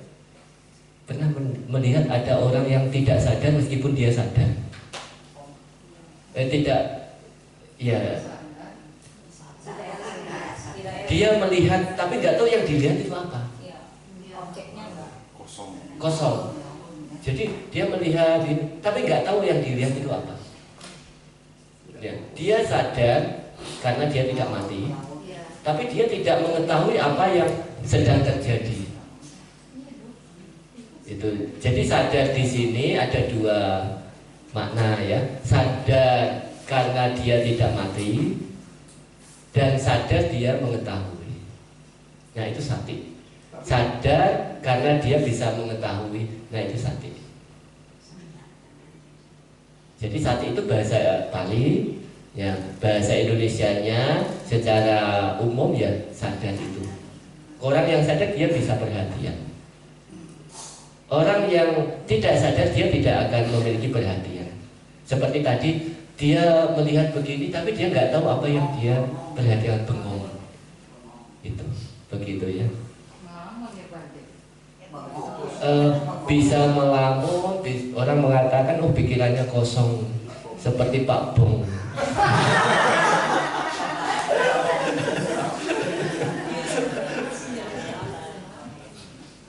Jadi melihat ke atas, tapi pikirannya tidak ke sana. Matanya saja yang menuju ke sana, tapi pikirannya enggak ke sana. Jadi tidak fokus. Jadi sadar di sini dalam bahasa Indonesia ada 2 arti ya. Sadar dia tidak mati, masih ada kehidupan, dan sadar dia bisa mengetahui apa yang sedang dia lakukan. Itu namanya perhatian. Karena perhatian tidak akan mungkin bisa ada tanpa ada winyana kesadaran. Ya. Bingung nggak Bu? Iya, seperti kesadaran kan harus ada objek, harus ada. Betul. Jadi kesadaran ini sebagai motherboardnya. Motherboard tahu nggak? Di komputer. Kalau di komputer kan ada motherboard. Iya. Jadi winyana kesadaran ini adalah motherboardnya. Keyboard bisa beroperasi karena ada motherboardnya. Kalau tidak ada motherboardnya, dia tidak akan bisa itu tampil. Error. Diri kita ini kan dibagi menjadi 2, rupa dan nama. Rupa ya fisik ini dibagi menjadi 4 unsur. Nah, sedangkan nama ini ya kita istilahkan sebagai batin. Ya, wedana, sanya, sangkara, winyana. Nah, yang dimaksud tadi winyana. Wedana bisa ada karena ada winyana sebagai motherboardnya. Jadi winyana ini sebagai motherboardnya dari wedana, sanya, sangkara. Tanpa ada motherboardnya, winyana, wedana, sanya, sangkara tidak akan bisa. Begitu ya. Jadi tidak menjelaskan terlalu panjang. Tapi Bante ini master ini Bante Abhidhamma. Ya. Ya. Jadi ini kalau Abhidhamma malah lebih detail lagi, Bu. Bisa saling berkesinambungan. Ya. Jadi ada unsur-unsur lain yang tidak bisa dipisahkan karena itu berkenaan dengan batin. Ya, prosesnya sangat cepat sekali. Tapi kalau di Abhidhamma kan langsung dihitung dengan bulatan-bulatan itu bisa. Ya, silahkan. Terima kasih Pak, saya mau tanya Ya. bagaimana kita menyikapi contohnya di kehidupan sehari-hari ini, kayak saya karyawan gitu, kemudian kedunguannya itu datang dari misalnya atasan gitu, yang mungkin menyuruh sesuatu yang tidak baik gitu, tapi itu berkaitan dengan keberlangsungan ini pekerjaan gitu. Sama mungkin juga kalau misalnya kedunguan itu datang dari orang yang lebih senior dari kita gitu, misalnya orang tua atau saudara yang lebih tua atau teman kita yang lebih tua gitu, gimana kita menyikapinya gitu, Bante. Terima kasih. Iya. Kedunguan sendiri itu tidak bisa datang dari pihak luar. Ya, memang untuk lebih mudahnya kita mengatakan kedunguan itu muncul dari orang luar, dari pihak luar. Tapi sesungguhnya kedunguan sendiri itu adalah muncul dari diri sendiri. Ya, dari diri sendiri. Misalnya tadi yang dicontohkan sebagai karyawan. Nah, disuruh oleh atasan, misalnya ini di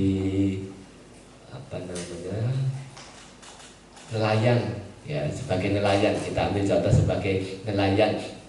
Ya, dia sudah memilih pekerjaan sebagai nelayan. Dia tahu nelayan pekerjaannya itu apa? Menangkap ikan dan otomatis membunuh ikan. Saya menangkap ikan karena disuruh oleh bos saya itu. Tapi sebelum kita masuk ke sana, kita kan sudah tahu saya mau mengambil pekerjaan sebagai nelayan. Pekerjaannya itu demikian. Seperti ini pekerjaannya. Kita sudah bisa mengetahui pekerjaannya demikian, tapi kita melakukan. Ya, kan terpaksa berarti untuk pekerjaan. Kalau nggak begitu saya nanti kan nggak ada pekerjaan misalnya. Ya seperti itu. Nah, di sini harus bisa dipilah tadi itu dengan wisdom juga. Jadi kadang-kadang ada orang yang bertanya, Bante, petani itu kan membunuh, boleh nggak membunuh? Saya selalu menjawab, kalau masalah yang boleh tidak membunuh begini, jangan tanyakan kepada biku ya. Kalau tanya kepada biku akan dijawab tidak boleh. Ya, tapi sebagai petani, dia harus berpikir mana yang lebih penting, keluarga atau hama. Kalau dia memilih kehidupan mata pencarian sebagai petani, mana yang lebih penting, keluarga atau hama? Kalau hama lebih penting, keluarga jangan jangan dihiraukan. Itu. Jadi di situ diperlukan wisdom, kebijaksanaan untuk memilih. Makanya menjadi perumah tangga itu tantangannya susah. Lebih baik jadi biku.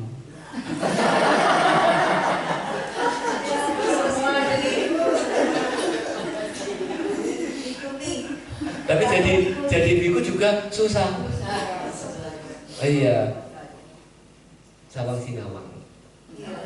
Saling memandang. Iya, saling memandang. Orang itu, wah ini ya jadi bante. Gini. Begitu jadi bante, wah lebih baik jadi berumah tangga saja. Ketika di rumah tangga ada problem, wah nggak jadi bante ya. Jadi bolak-balik begitu, nggak ada yang berat. Maka wisdom yang diambil di sini, ketika kita sudah menentukan ini satu pekerjaan ini konsekuensinya apa, ya kita harus menerima konsekuensinya itu. Kecuali misalnya majikan atasan ini menyuruh saya untuk korupsi, oh ini kan bukan pekerjaan saya, nah, bisa kita menolak. Tapi kalau kita menolak, kita dikeluarkan. Sekarang bisa memilih mau keluar dari pekerjaan itu atau kita tetap mau melakukannya. Tapi kalau keluar, kerja di mana penting? Itu misalnya kita kok sampai dihadapkan pada posisi seperti itu. Ya benar, Bante, bisa kadang-kadang gitu kan disuruh ya bohong aja sedikit nggak apa-apa gitu. ini gitu dapat proyeknya gitu, terus kalau misalnya biar dapat proyeknya ya sombong aja nggak apa-apa gitu. Ya itu sama dengan petani tadi. Ya petani kita harus menggunakan wisdom itu. Ya menggunakan wisdom. Jadi kalau kita belajar dhamma ya hal-hal yang buruk itu perlu dilakukan tidak? Ya tidak perlu. Kalau bisa dihindari. Tapi sebagai berumah tangga untuk menghindari seperti itu kadang-kadang, bukan kadang-kadang ya. Karena kita dihadapkan pada untung daripada perbuatan berbohong itu.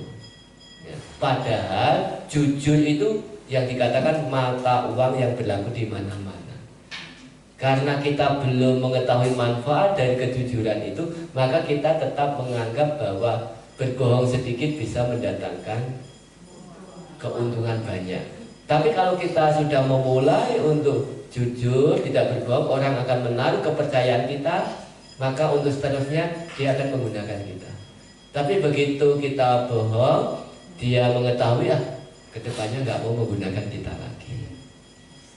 Ini otomatis akan hidup. Jadi ini diperlukan wisdom tadi itu. Kita mau untung yang besar tapi hanya satu kali, atau untungnya sedikit bisa untuk kelanjutan. Ini yang menentukan adalah kita sendiri, ya. Itu. Jadi memang masalah di proyek pekerjaan ya seringkali ada yang menanyakan seperti itu. Ya, jadi apalagi di Indonesia. Ya, di Indonesia ya tidak bisa dihindari ya. Tapi percaya kalau kita misalnya mau menerapkan kejujuran, nanti akan bisa berlangsung terus. Begitu ya. Mungkin perlu kita konfront juga atau gimana gitu. Misalnya terutama juga kalau ketemu dengan saudara atau teman yang lebih tua gitu, mungkin dia ada memberi sesuatu masukan yang kurang bagus kayak situ, sebaiknya kita langsung konfront gitu, misalnya memberitahukan itu atau seperti apa gitu bagusnya. Jangan melawan atasan. Ya, jadi kalau jadi bawahan jangan melawan atasan. Nggak bisa. Itu jadi kalau misalnya kita sebagai bawahan jangan sekali-sekali melawan atasan. Ya sih, Bante, soalnya memang di dunia kerja ada sih aturannya atasan itu selalu benar. Betul. Jadi karena nanti bisa bermasalah untuk diri kita juga itu.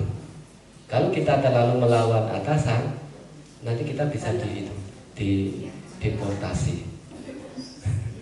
Itu. Jadi ya begitu atasan mengatakan demikian, ya sudah, kita tidak bisa melawannya.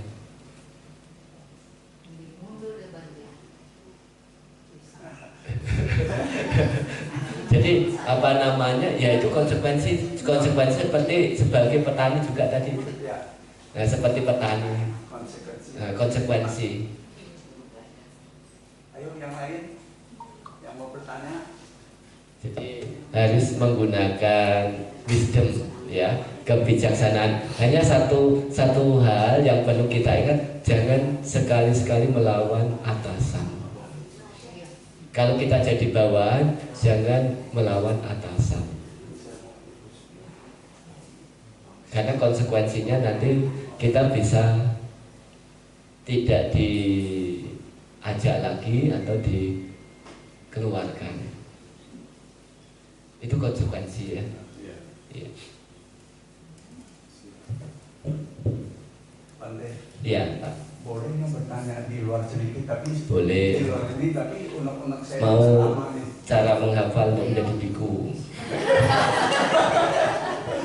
Begini Bante, saya memang suka baca-baca kadang-kadang, tapi juga suka dengar dari pendapat yang lain. Sekarang muncul pertanyaan buat saya, jadi mungkin Bante bisa bantu. Jadi misalnya kalau cerita orang bijaksana itu ceritanya biasanya kemampuan ketenangan, kemampuan kebijaksanaan mereka udah luhur seperti Sang Buddha. Ya. Misalnya contohnya pada saat Sang Buddha parinibbana. Saat Sang Buddha parinibbana, Sang Buddha kan ahli dalam istilahnya jana. Nah, wasinya terampil. Dari 1 naik ke 5 abhidhamma misalnya masuk ke 4 arupa, turun lagi bolak-balik. Nah, pertanyaannya, kenapa Sang Buddha padam pada jana kelima menurut abhidhamma? Apa hubungan dengan nama rupa yang masih utuh? Nanti penjelasan Bante. Selanjutnya masih ada pertanyaan, masih unek-unek juga nih yang masih belum saya ini. Pertanyaan selanjutnya ini. Tentang pertapa yang itu melihat calon Sang Buddha dilahirkan, Arsita tertawa dan menangis. Menurut konsep pendapat sebagian orang, kalau pertapa Arsita menguasai tentang wasi jana ini dengan terampil, dia tidak akan menangis, dia pasti akan tertawa. Alasannya, dia bisa waktu mau cuti cita, dia bisa menentukan saat cuti cita itu tidak harus di Arupa Brahma. Dia bisa cuti cita di dalam Rupa Brahma sehingga dia bisa belajar Dhamma yang diajarkan oleh Bodhisattva ini, yang Bodhisattva yang baru lahir ini. Menurut Bante, apakah benar atau gimana pendapat Bante? Kok orang yang masih jana dia terampil, dia bisa cuti kita sesuai dengan kehendak dia dalam jana 1 atau tidak perlu di jana 8 itu rupa jana gitu. Itu pendapat itu saya masih agak ini, tapi udah kesempatan dia kalau ketemu Bante itu sangat susah. Jadi ya, silakan Bante mohon penjelasannya. Jawabannya sederhana, Pak Bong. Nggak usah susah-susah. Acinteya. Apa yang dilakukan oleh seorang Buddha itu acinteya, tidak terpikirkan oleh kita. Jadi seorang Buddha itu mau melakukan apa saja itu di luar pemikiran kita. Tidak seperti kita yang menginginkan harus begini, harus begini. Kan pertanyaannya tadi kenapa ya? Kenapa padamnya harus jana rupa jana? Iya. Kenapa harus di situ? Nah, acinteya, apa yang dilakukan oleh seorang Buddha, bagaimana beliau mau meninggal, kapan beliau mau meninggal atau dan sebagainya itu adalah acinteya. Tidak dapat dipikirkan oleh manusia biasa. Bingung nggak? Ya wifi-nya nyambung. Wifi-nya nggak nyambung. Acinteya itu tidak bisa dipikirkan. Ya, tahu maksudnya saya itu karena pikiran saya masih umat tahun lagi Butuh jana, jadi memang wifi-nya nggak bisa kontak ke sana gitu. Karena kita sudah terlalu melekat. Kenapa? Tapi kalau kenapa ini kita ubah menjadi beda tau? Kok artinya ada satu penolakan terhadap apa yang terjadi. Artinya bisa menerima. Acinteya itu kita nggak bisa memikirkan harus bagaimana. Meskipun kita ahli abhidhamma pun kita nggak bisa. Karena kita bukan sebagai seorang Buddha. Jadi apa yang dilakukan oleh seorang Buddha itu di luar prediksi dari kita. Jadi itu yang dikatakan sebagai acinteya. Gitu. Jadi kita tidak bisa memikirkan kenapa Sang Buddha tidak di jana 8 kemudian parinibbana. No, yang parinibbana kan Sang Buddha, bukan saya. Maksudnya itu Iya. itu nama rupanya tidak lengkap di jana rupa jana. Jadi jawaban untuk apa yang dilakukan oleh seorang Buddha itu yaitu yang dikatakan sebagai acinteya. Ya, tidak dapat dipikirkan oleh manusia biasa. Nah, kemudian yang tadi dikatakan, yang ditanyakan alaraka lama, kenapa tidak memilih lahir di alam rupa Brahma supaya bisa mendengarkan? Nah, di awal tadi sudah disampaikan bahwa beliau menangis dan tertawa. Artinya apa? Ada rasa bahagia, ya, tertawa karena beliau sudah akan ada seorang Buddha yang lahir. Nah, seorang Buddha sudah muncul di dunia ini melalui Pangeran Siddhartha itu. Nah, menangis karena sudah otomatis sebagai seseorang yang sudah mencapai jana yang tinggi itu, dia akan terlahir di arupa Brahma itu. Dia tidak bisa memilih karena kondisi yang sudah dicapai itu menyebabkan beliau lahir di sana, di arupa Brahma itu. Tapi maksudnya kan Sang Buddha kan bisa turun naik. Kalau dia udah wasi jangannya terampil seperti Bante yang petapa yang itu, dia terampil, dia bisa padam pada posisi rupa jana kayak gitu. Bisa kan mungkin? Bisa. Ya, kalau dia misalnya petapa tadi bisa. Contoh, Sang Buddha sudah mencapai tingkat kesempurnaan. Ya. Kemudian pada jana pertama. Terus Sang Buddha lahir di mana? Ya tetap tidak lahir. Nah, sama seperti alaraka lama yang sudah mencapai tingkat jana tinggi, kemudian meskipun beliau meninggal di jana pertama, ya dia akan tetap lahir di alam arupa jana. Sama seperti Sang Buddha tadi. Karena kondisi batinnya dia sudah demikian. Misalnya Pak Pong punya istri, ya saya gunakan istrinya Pak Pong. Nah, yang meninggalnya di mana? Mantau kalau dewasa kaki seperti memantau istrinya dan diajarkan dhamma. Enggak, maksudnya istrinya Pak Pong meninggalnya di mana? Rumah sakit. Di rumah sakit. Ya. Kenapa tidak di rumah? Padahal punya rumah. Ya, kondisinya butuh perawatan. Nah, sama. Itu. Jadi seseorang yang sudah mencapai, dia bisa naik turun begitu, tapi tidak harus dia itu lahirnya itu sesuai dengan jana yang dimana dia meninggal itu, karena kondisi batinnya sudah di tataran tinggi itu. Jadi bukan maksudnya bukan misalnya seseorang kalau meninggal di jana 1, rupa jana 1, dia akan meninggal lahir mati sendiri di jana 1, enggak begitu ya. Ya, tadi Sang Buddha meninggal di jana pertama, masuk pada jana pertama. Tapi Sang Buddha kan mencari parinibbana. Parinibbana yang nggak lahir lagi. Iya. Kondisinya nggak lahir. Iya, sama dengan alaraka lama. Itu. Jadi bisa mempermainkan atau naik turun ke jana-jana. Tapi kondisi batin beliau sudah tingkat tinggi itu, di tataran ke sana itu. Ya. Maksudnya begini, Bante. Jadi kalau misalnya dia cuti kita di jana 1, jadi Witaka yang padam, bicara piti sukagata masih mengiringi. Kalau jana 1 kan. Nggak usah dibikin susah-susah, Pak. Contohnya Sang Buddha. Oh, gitu aja. Iya. Sang Buddha sudah sebagai seorang sama Sang Buddha bisa naik turun ke jana keberapapun sekehendak beliau. Tapi beliau memilih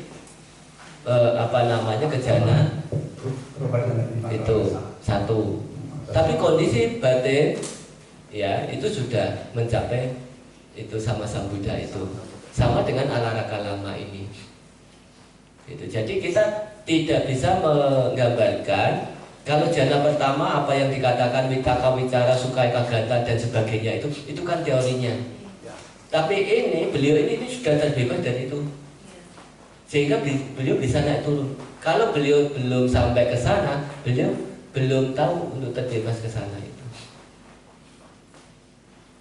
Begitu. Berarti selama ini nggak nyambung. Hah? Ya, selama ini cara berpikirnya istilahnya kurang.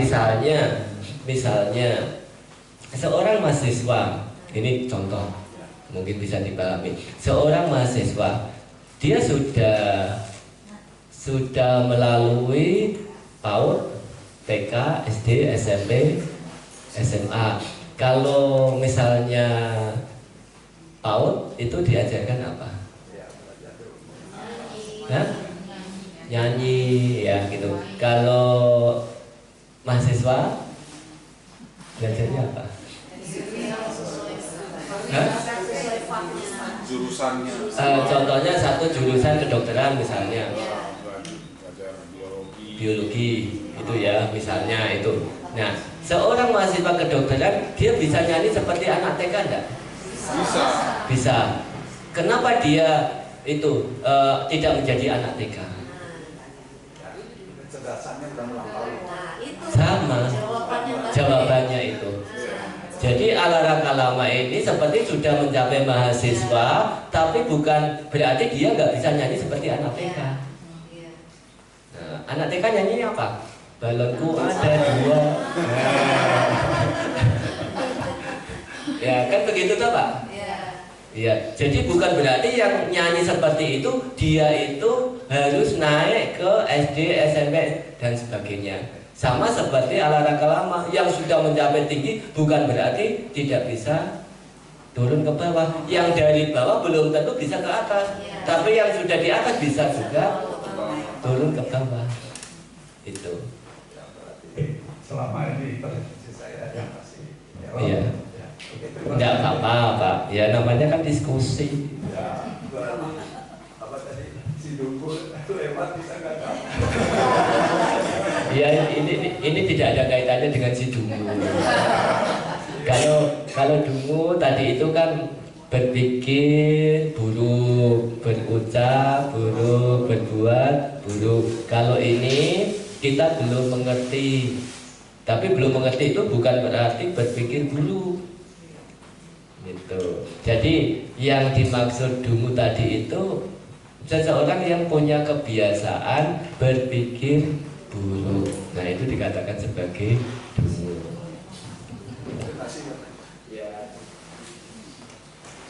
Nanti ya saya komentarin yang tadi ditanya Pak, yang kacamata Pak Riswanto mengenai kondisi di perusahaan ya, yang mau nggak mau kita sudah kepala kecebur ya Pak Ris ya, dalam situasi kita sulit ya untuk mengelak ya.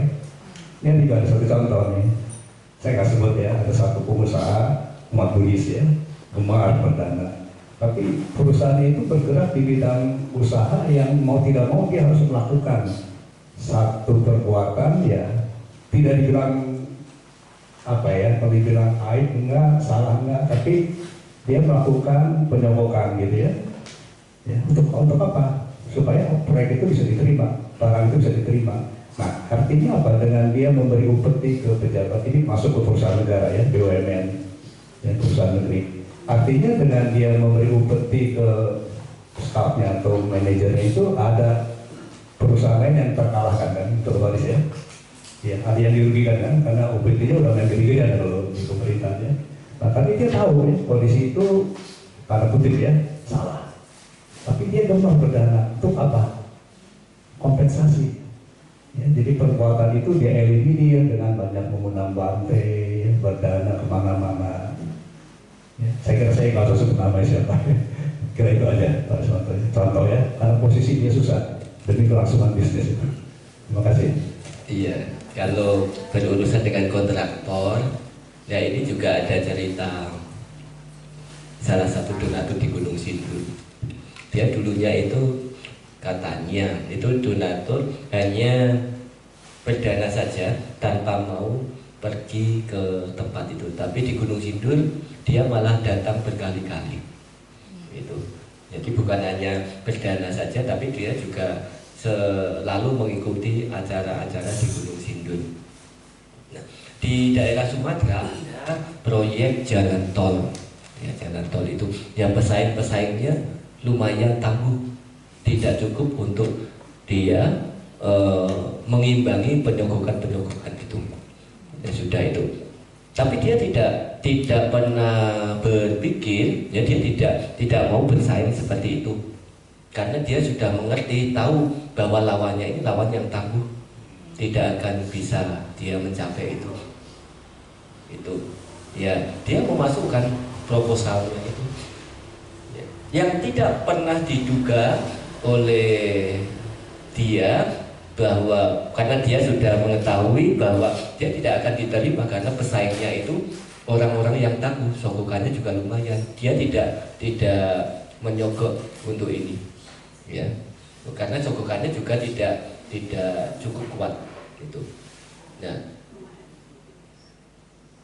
kemudian satu hari itu dia langsung diundang untuk menjadi apa namanya? Bukan. Tendernya itu jatuh ke dia. Ya? Pemenangnya itu tanpa ada sogokan. Tanpa ada sogokan itu. Jadi tidak semua hal-hal seperti itu harus menggunakan sogokan. Meskipun sebagian besar menggunakan sogokan. Jadi contoh yang saya ceritakan tadi itu, dia tidak menggunakan sogokan dan dia sudah menyerah, tidak mau melawan orang yang tangguh itu. Tapi tiba-tiba dari pihak itu, orangnya itu menyuruh dia untuk jadi itu rekanan. Jadi tidak semua harus melakukan seperti itu.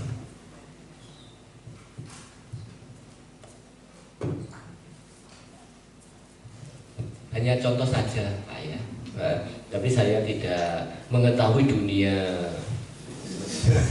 bisnis itu bagaimana itu. Tapi contoh tadi itu yang kemudian menyebabkan dia rajin ke Gunung Sindur.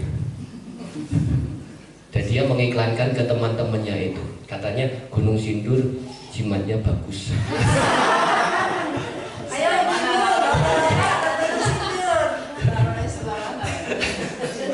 kebajikan Pak, perdana itu ya cerita humor kok ya. Jadi dianya sendiri yang apa namanya, dulu dia itu bukan sebagai orang yang mengajak-ngajak begitu, malah dia itu adalah orang yang diajak. Dan kalau misalnya diajak berdana, ya dia hanya berdana saja, tidak pernah datang ke tempat itu. Nah, setelah kasus itu dia malah menjadi yakin, ya, waktu itu habis dana apa di Gunung Sindur begitu, langsung dia dapat apa namanya, dapat tender itu. Nah, dia kemudian malah mengajak teman-temannya yang tidak pernah ke wihara itu untuk ke Gunung Sindur.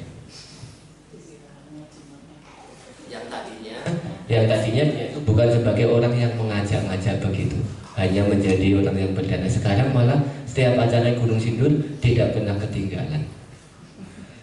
Artinya apa? Kita harus yakin pada kebajikan kita itu, meskipun harus ada nyogok-nyogok sedikit, ya itu adalah urusan di pekerjaan dan itu tidak bisa dihindari.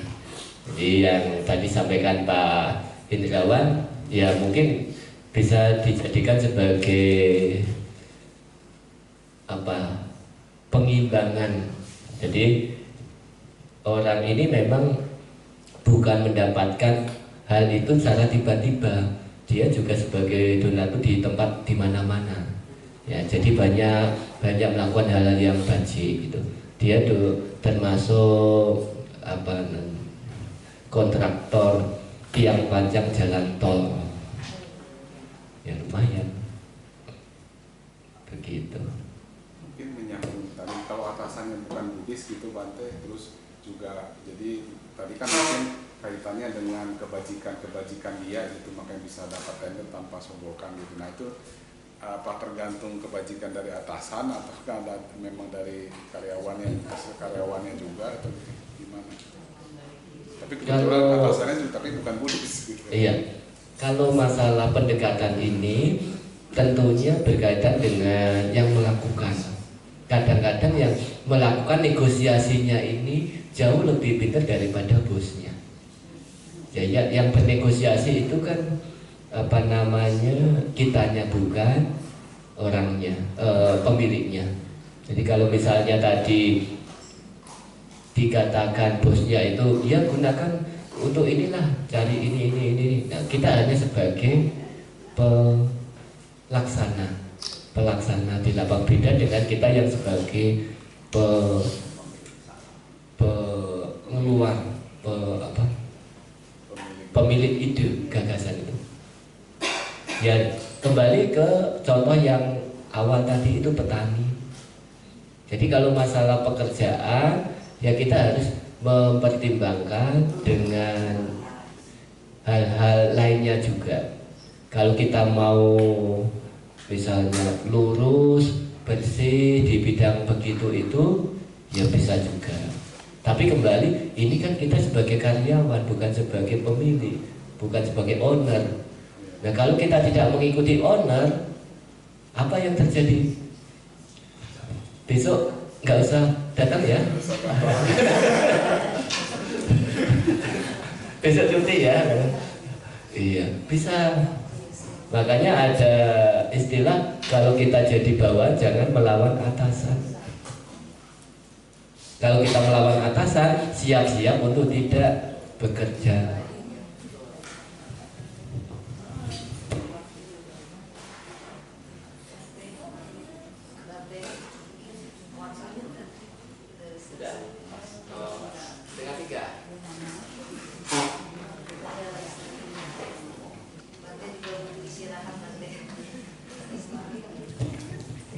Ya baik, karena waktunya sudah cukup, yang apa yang dibahas tadi dan juga tanya jawab merupakan hal yang sangat membantu untuk kita semua, bukan hanya untuk Bapak Ibu tapi juga untuk mengingatkan saya juga, karena kita sama-sama belajar Dhamma.